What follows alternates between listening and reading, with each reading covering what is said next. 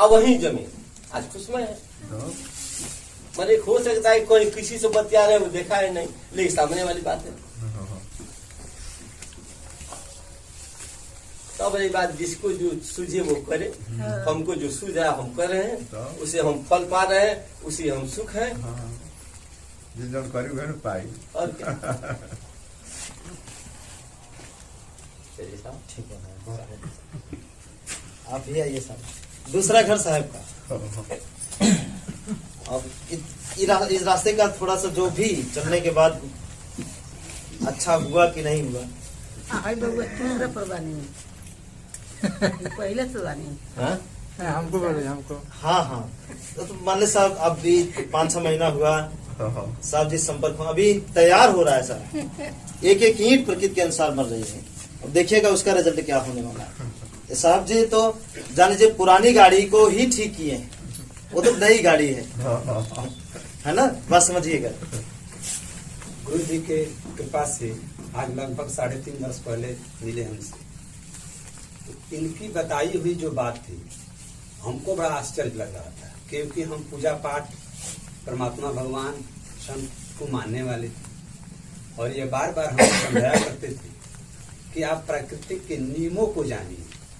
परमात्मा की नियम मानव ने बनाए, यह कोई अपने अपने दिमाग से रचा हुआ है, और प्राकृतिक का नियम वो प्राकृतिक खुद बनाई हुई है।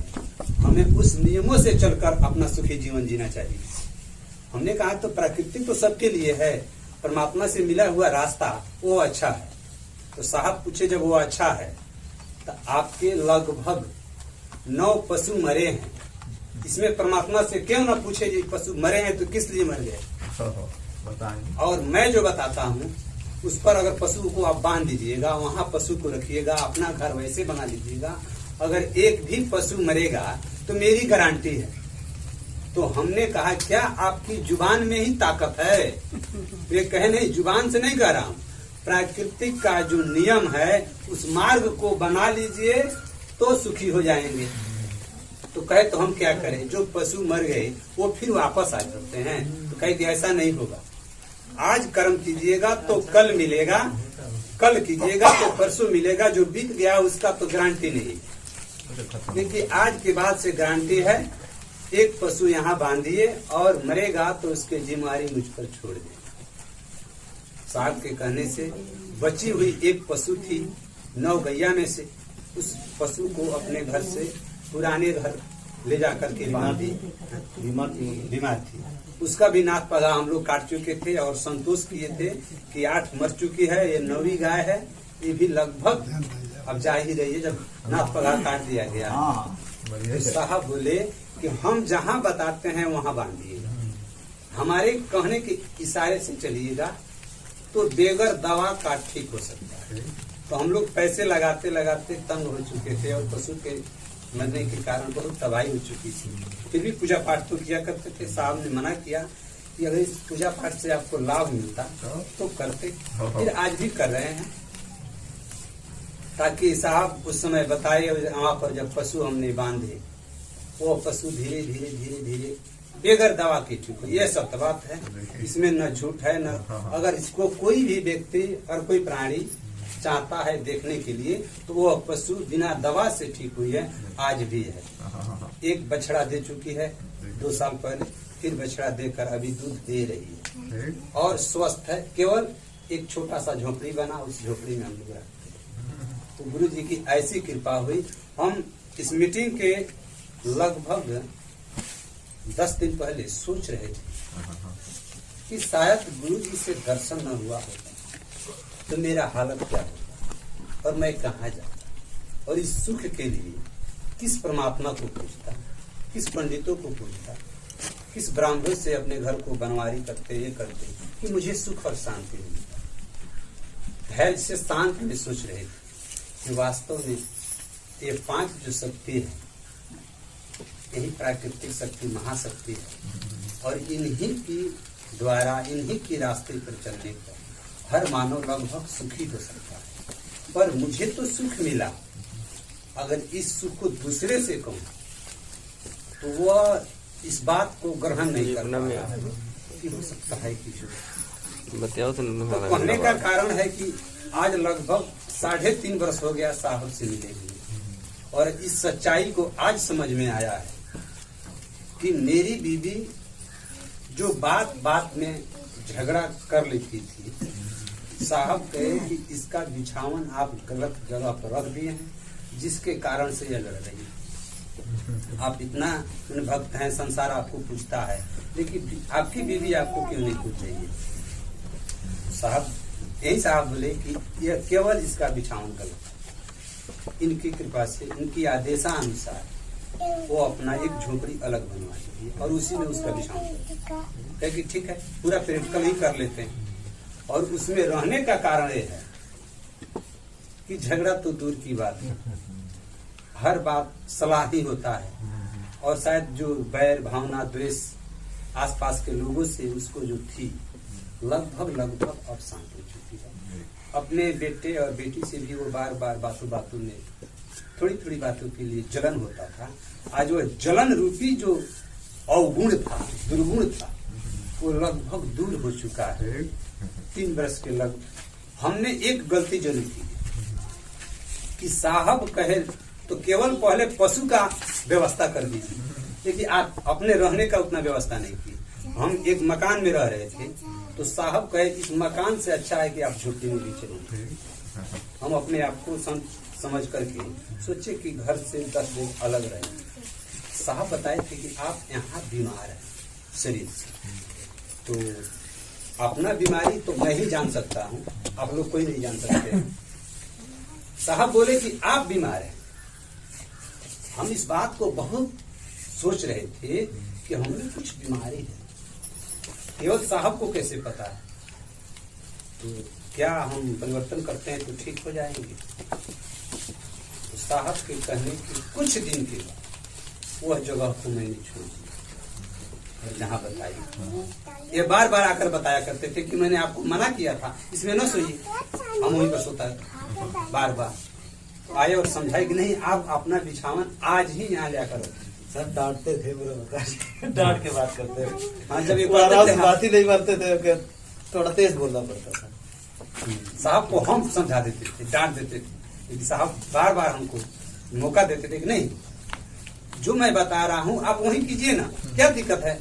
केवल सोने के लिए बता रहा हूँ। आपका तंत्र मंत्र विद्या जो आप मैंने ऐसे वेशभूषा ले लिए हैं, राम नाम लिए, जो नाम ले रहे हैं उसको लेते रहिए, लेकिन जहां मैं बता रहा हूँ वहां सोच लीजिए ना, क्या दिक्कत है।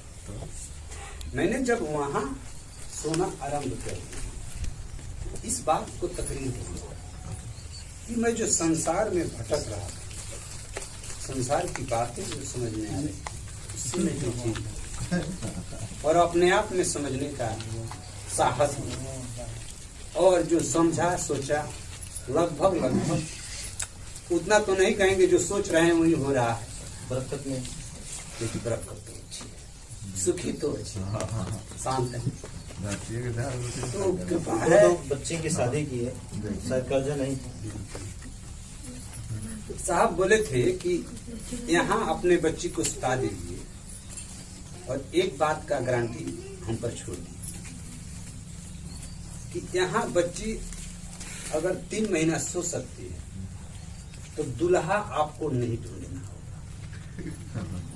तो हमने इस बात को अपनी बीवी से कहा कि ऐसा कैसे हो सकता है कि दुल्हा हम न ढूंढे, और ये बोले थे कि यहाँ सुताइएगा तो यह प्राकृत जो है उसके ढूंढ कर आपको देगी, और केवल आपको संबंध जोड़ना है, ढूंढने के काम यह प्राकृत करेगी। और आपको अच्छा सोचना है कि मेरे लिए अच्छा रिश्तेदार मिल जाए और मैं वहां शादी करूं। ठीक 3 महीने के दूसरा आदमी, हम घर से बाहर निकल रहे थे कि दूर दराज जाकर पैसे कमाए। तब जिस दिन निकलने वाले थे, मेरे चाचा का लड़का बलिस्टर यादव ठेकेदार है, वो कहे कि आज सुबह हम लोग निकल चले। कहे कि ठीक है। तब तक फोन आया 8:30 में कि एक जगह लड़का है, क्या आप चल सकते हैं वहां, केवल देख लीजिएगा और चले जाइए। हम कहीं जाने के लिए तैयार हो गए हैं, हम नहीं जाएंगे। तो कहे क्या है, बाघा के रास्ता में है, आप चलिए, अगर पट गया तो समझ लीजिएगा, और नहीं पटा तो अब बगहा से रास्ते होकर के आगे गोरखपुर की तरफ चले जाइएगा। 2 बजे से ट्रेन है, आप चले जाइएगा। तो सोचे ये भी अच्छा है, रास्ते में मोटरसाइकिल वो जो हमको बुलाने के लिए संदेश दे रहे थे वो कहे कि आइए हमारे पास मोटरसाइकिल है, हम आपको वहां तक छोड़ देंगे, आप चले जाइएगा। जब हम जिस घर में अपने बेटी की शादी किए हैं उस घर में गए, वो जिस शादी किए हुए दुल्हा उनके पिता, उनकी घर मुझे बहुत अच्छी तो कहे कि इतना ढूंढने पर फिर कोई परिवार रिश्ता मिलेगा, आज बाहर जाते हैं तो अगले महीना चले गए। छोड़ी इस बात को पक्का कर लेते।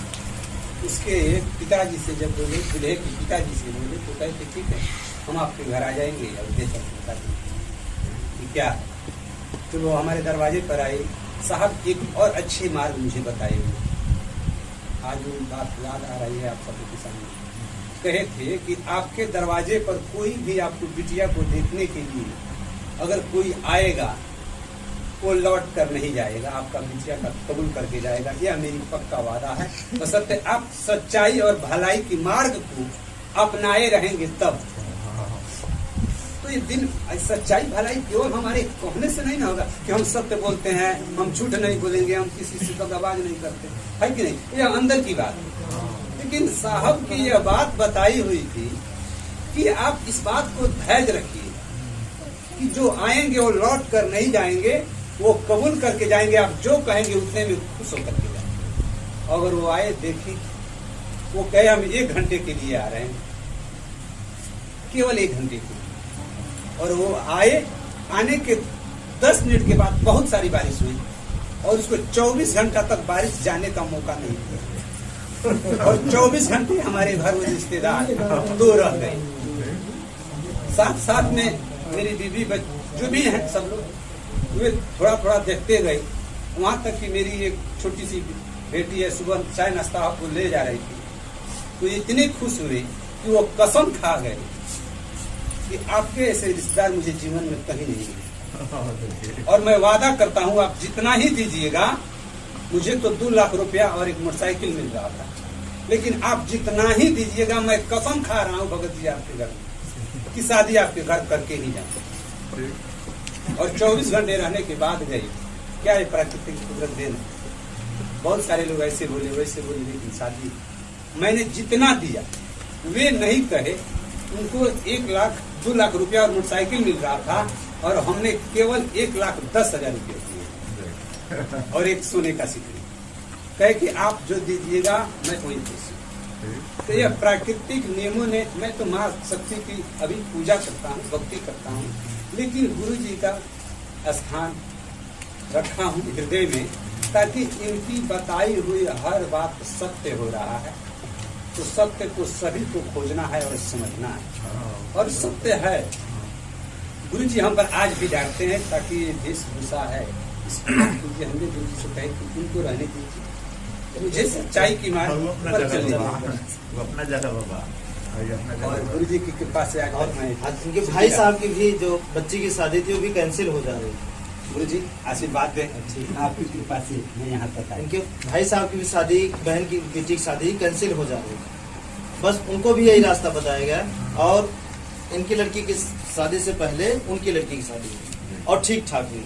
हम नहीं पहुंचे दोनों शादी में, लेकिन फिर भी देखिए कोई दिक्कत तो यही तो सुकून है ना, यही तो शांति है, यही तो खुशहाली है, यही तो जीवन है कि इसके अलावा और कोई क्या जीवन है। अब जैसे बताए बारिश होने लगी 24 घंटा, तो हो सकता है इनका काम बनाने के लिए हो रही हो कि वो अर्झ गए और रहते रहते